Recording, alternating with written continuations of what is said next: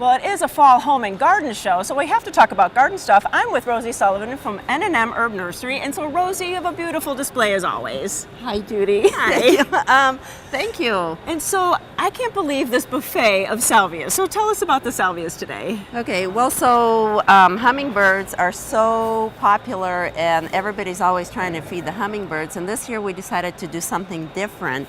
So without if you don't have too much space, we started perfect. doing, instead of just buying one salvia, or people always come and they say like, I want this or this or this. So we started creating this hummingbird buffet. And so we're adding that's a 14-inch pot, and we've added, there's 4 different things in there. Which one is this? This is Salvia Amistad. Beautiful. This is new this year. It's Wendy's Wish. Beautiful. And so, I mean, we carry at least 15 different varieties of salvias, but putting them all in, and they Are they easy to grow? oh my gosh, salvias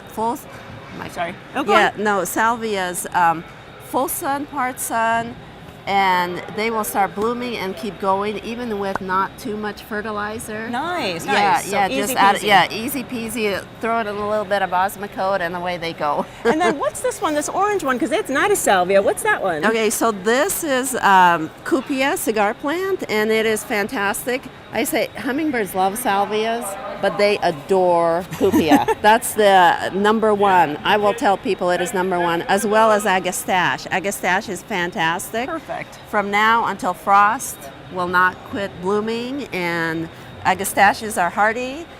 A lot of these salvias are hardy. They'll come back. Yeah, definitely. And we have some mild winters. It'd be perfect. Well, we want to go around the other side of your booth because you have even more ideas for us. So let's go over there. Now, Rosie, you have so many perennials too for fall and winter interest. So tell us a little bit about some of these. Well, fall is one of the best times to plant It hardy is. perennials, because you just got to get out there and plant them, and the winter rain will take care of all the watering, and you're home free in the spring. And I always say that if you plant the plant in the fall, by spring it's a year ahead of the game. That is true. Yes, because it gets so well established and off it goes. But we have a lot of perennials that are great for winter color, variety, and it's just so exciting just to have, I'm not saying go fill up all your beds, but to have those different, right. a few pots to Look at these put, pots. to put by your front door, in front of your house, wherever. That just gives you so much interest.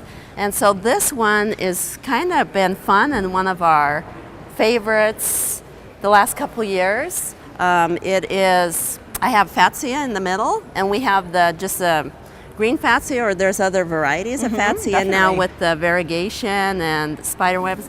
And so with a little bit of grass and euphorbias or heucheras, and you can put them in complete dark shade or Right. sun, and they're good It's to all go ready for to the go. whole winter. Definitely. And then what is this shiny plant? My gosh, do you shine that up with special No, spray? no, I make my kids wipe all the leaves all night. But anyway, this is Comprosma, and it is great for winter color, but in pots. I don't recommend this so much for the ground. It's Okay. not super hardy, but it pretty. does, beautiful, and it does great for winter color.